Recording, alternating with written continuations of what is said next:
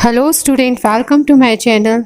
मैं अंकिता तिवारी आज आपको light chapter reflection and reflection का पार्ट 5 करवाने वाली हूँ। तो चलिए स्टार्ट करते हैं चैप्टर लाइट। अगर आपने मेरे चैनल को अभी तक सब्सक्राइब नहीं किया है तो प्लीज़ सब्सक्राइब माय चैनल। अब देख लेते हैं how to find out focal length of a concave mirror. ठीक है, कॉन्केव मिरर की आप फोकल लेंथ कैसे फाइंड आउट कर सकते हो, ये है।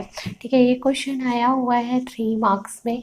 ठीक है, काफ़ी बार पूछा है। अब देख लेते हैं आप कैसे फाइंड, मतलब आप घर में भी हो तो भी आप कैसे फाइंड आउट कर सकते हो। लैब में तो हम फाइंड आउट कर सकते हैं, है ना, इजी होता है। लेकिन अगर हम सपोज हमारे पास सिंपल सा एक कॉन्केव मिरर दिया गया है तो उसमें हम कैसे फाइंड आउट कर लें focal length of concave mirror, तो वो देखना है। अब हमने क्या ले लिया, एक कॉन्केव मिरर ले लिया है। ठीक, और अब ये क्या हो गया, सन हो गया। ठीक, जो सन होता है ना, वो क्या होता है, लॉन्ग डिस्टेंस पे होता है।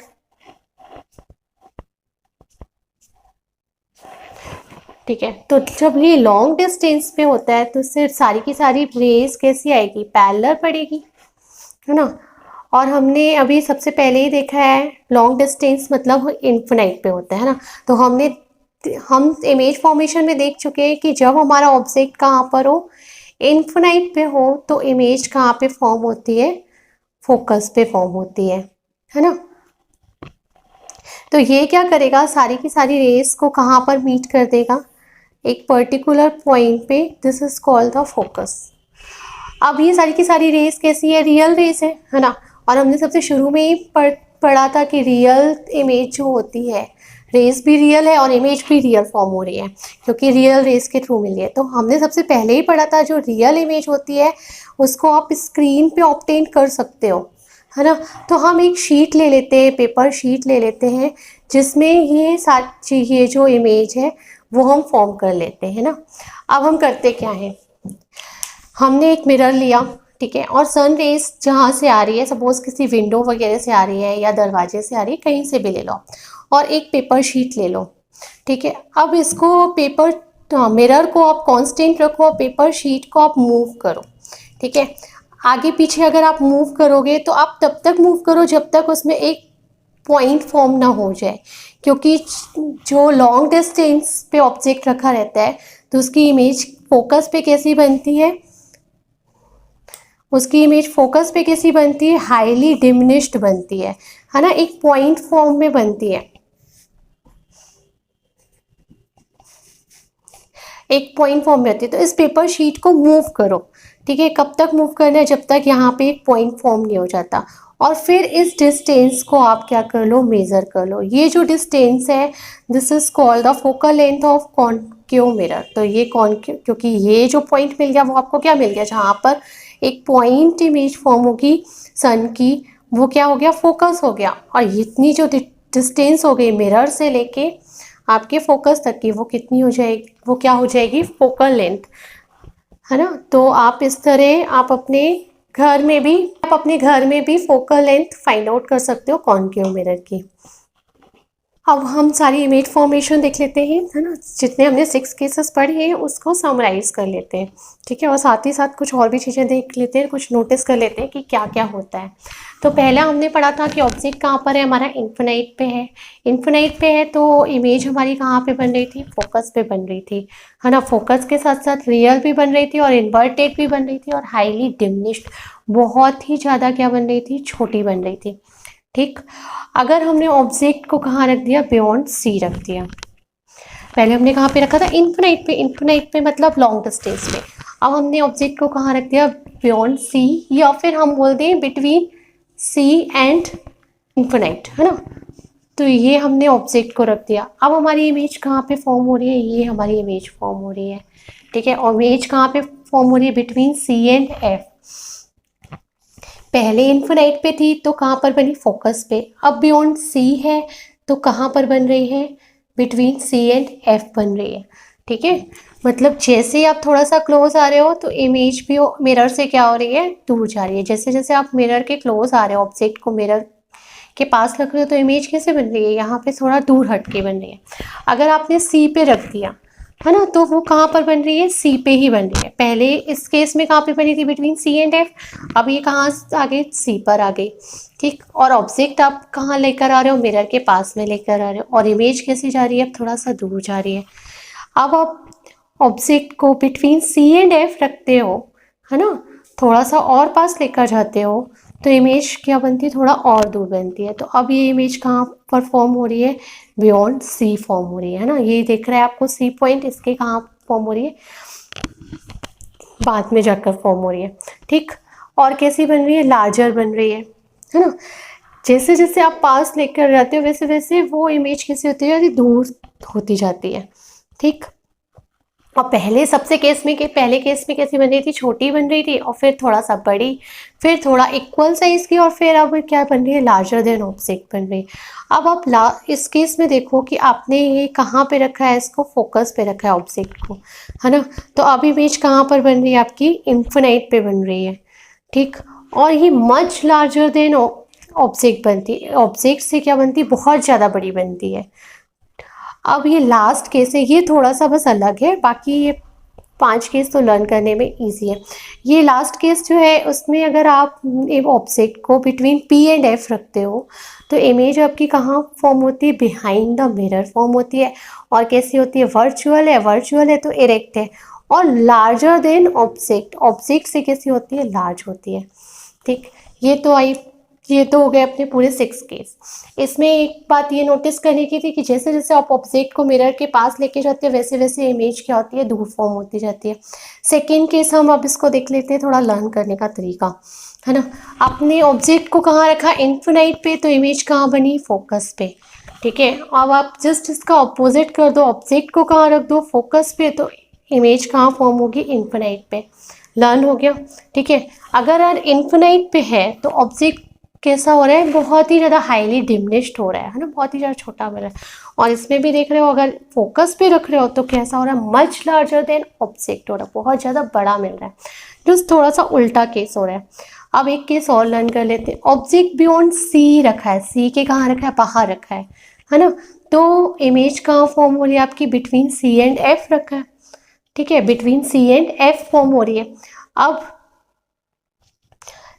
सेम केस हम देख लेते हैं, ऑब्जेक्ट कहाँ रखा है, बिटवीन सी एंड एफ रखा है, तो इमेज आपकी कहाँ फॉर्म होगी, बियॉन्ड सी फॉर्म होगी। जब आप बियॉन्ड सी रखते हो तो इमेज कहाँ फॉर्म होती है, सी एंड एफ के बीच में फॉर्म होती है। और जब सी एंड एफ के बीच में रखते हो ऑब्जेक्ट को, ये देखो यहाँ पे रखा है, तो इमेज कहाँ पे फॉर्म होती है, बियॉन्ड सी फॉर्म होती है। और जब सी पे रखते हो तो सिंपल है, ये एक यूनिक केस है, इसको लर्न करने में कोई प्रॉब्लम नहीं है। जब आपने सी पे ही रखा है तो वो इमेज भी कहाँ पे फॉर्म होगी, सी पर फॉर्म होगी। और जब सी पे फॉर्म हो रही है तो वो कैसी होती है, इक्वल साइज की होती है ऑब्जेक्ट की। ठीक है, ये सारे 6 केस आपको बहुत ज़्यादा अच्छे तरीके से लर्न होने चाहिए, क्योंकि ये न्यूमेरिकल में बहुत ज़्यादा हेल्प करते हैं। चलिए अब यूजेस ऑफ कॉन्केव मिरर देख लेते हैं। हमने कॉन्केव मिरर के अंदर सारे रूल्स पढ़ लिए इमेज फॉर्मेशन की, और सारी पोजीशन में जहाँ जहाँ ऑब्जेक्ट रखा जाता है, कहाँ पर इमेज बनती है, वो सारी चीज़ें पढ़ चुके हैं। ठीक है, अब उसी के अकॉर्डिंग हम इस कॉन्केव मिरर का अपनी डेली लाइफ में यूजेस देख लेते हैं कि कौन कौन से यूजेस होते हैं। ठीक है, तो फर्स्ट यूज़ ये है कि concave mirror used as shaving mirrors to see large image of the face. ठीक है, ये शेविंग पर्पस से यूज़ किया जाता है, और शेविंग के साथ साथ आप इसमें ये भी छोड़ सकते हो, मेकअप पर्पस से भी ये यूज़ किया जाता है। अब बात ये आती है कि हम कॉन्केव मिरर का ही यूज़ क्यों करते हैं शेविंग मिरर के लिए। ठीक है, शेविंग के लिए या मेकअप पर्पस से ही कॉन्केव मिरर का ही यूज़ क्यों किया जाता है। वो इसलिए किया जाता है क्योंकि हमने एक इमेज फॉर्मेशन में हमने ये देखा था कि जब ऑब्जेक्ट को आप कहाँ पर रखते हो, बिटवीन पी एंड एफ रखते हो। ठीक है, जब यहाँ पर ऑब्जेक्ट को रखते हो तो इमेज कैसी बनती है, इरेक्ट बनती है, और साथ ही साथ कैसी बनती है, लार्ज बनती है। ठीक है, इरेक्ट तो बनती ही बनती है, और कैसी बनती है, लार्ज बनती है। और जब शेविंग करना होता है तो हम अपना फेस, या मेकअप करना होता है तो हम अपना फेस भी कैसा रखते हैं, फोकस और पोल के बीच में ही रखते हैं ना, पी एंड एफ के बीच में ही रखते हैं। हमारा पर्पस ये रहता है कि उस केस में हमें इमेज कैसी दिखे, लार्ज दिखे, ठीक है। तो एक यही मिरर होता है जिसमें अगर between P and F object रखते हो तो इमेज कहाँ पर बनती है, बिहाइंड द मिरर बनती है, लार्ज बनती है और इरेक्ट बनती है। इस वजह से इस कॉन्केव मिरर का यूज़ किस में किया जाता है, शेविंग मिरर में किया जाता है और मेकअप वगैरह के लिए किया जाता है। और इसी वजह से इसे मैग्नीफाइंग ग्लास भी कहते हैं ना। अगर आपको कोई बुक वगैरह पढ़नी है ना, तो इस कॉन्केव मिरर का भी यूज़ किया जाता है, क्योंकि वो उस ऑब्जेक्ट को क्या कर देता है, उसकी इमेज को क्या कर देता है, बड़ा कर देता है। मैग्नीफाइंग मतलब वो लार्ज कर देता है ऑब्जेक्ट की इमेज को, है ना। तो इस वजह से हम कॉन्केव मिरर का यूज़ कहते हैं। अगर कभी पूछा जाए कि मैग्नीफाइंग ग्लास या मैग्नीफाइंग मिरर, तो वो कौन सा होता है, कॉन्केव मिरर ही होता है। चलिए अब कॉन्केव मिरर का सेकेंड यूज देख लेते हैं। Concave mirror are used by dentist to see large images of the teeth of patients, है ना। कॉन्केव मिरर का यूज डेंटिस्ट वगैरह भी करते हैं, है ना, पेशेंट्स के टीथ को क्योर करने के लिए। आपने देखा होगा, अगर आप कभी डेंटिस्ट के पास गए होगे तो एक इस टाइप का मिरर होता है, छोटा सा, है ना। जो आपने देखा ही होगा, डेंटिस्ट के पास एक इस टाइप का मिरर होता है जो कि वो कॉन्केव मिरर होता है, ठीक है। वो वो टीथ वगैरह को क्योर करने के लिए यूज़ करता है। इसका रीज़न ये है कि वो कॉन्केव मिरर ही क्यों यूज़ करता है, क्योंकि जब वो मिरर को टीथ के पास लेके जाता है तो टीथ की पोजीशन कहाँ पर होती है, पोल एंड फोकस के बीच में होती है ना, पी एंड एफ के बीच में होती है। और हम जानते हैं कि पी और एफ के बीच में जब किसी ऑब्जेक्ट को रखा जाता है तो इमेज कैसी बनती है, लार्ज बनती है एंड इरेक्ट बनती है, ठीक है। तो उसे क्योर करने में आसानी होती है, क्योंकि अगर वो डेंटिस्ट कैविटी वगैरह चेक करना चाहता है या कोई प्रॉब्लम्स है टीथ वगैरह में, तो उसे मिरर कैसा चाहिए, उस ऑब्जेक्ट की इमेज को क्या कर सके, लार्ज कर दे, है ना, टीथ को कैसा दिखाए, बड़ा दिखाए। तो वो इजी होता है उसके लिए क्योर कर पाना, इसलिए वो क्या है, कौन सा मिरर यूज़ करता है, कॉन्केव मिरर ही यूज़ करता है, ठीक है। उसका रीज़न क्या है, क्योंकि अगर हम टीथ की पोजीशन कहाँ रखते हैं, पी एंड एफ के बीच में रखते हैं, तो इमेज कैसी फॉर्म होती है, लार्ज एंड इरेक्ट फॉर्म होती है। चलिए थर्ड यूज़ देख लेते हैं हम इसका। चलिए थर्ड यूज देख लेते हैं। Concave mirror are used as reflector, ठीक है। कॉन्केव मिरर किसकी तरह यूज किया जाता है, रिफ्लेक्टर की तरह यूज किया जाता है, किसमें, in torch and vehicle headlight and search light to get powerful beams of light, ठीक है। पावरफुल बीम क्रिएट करने के लिए हमें पावरफुल बीम चाहिए होती है, किसमें, सर्च लाइट वगैरह में, अगर व्हीकल लाइट में एंड टॉर्च वगैरह में, तो हम किसका यूज़ करते हैं, कॉन्केव मिरर का।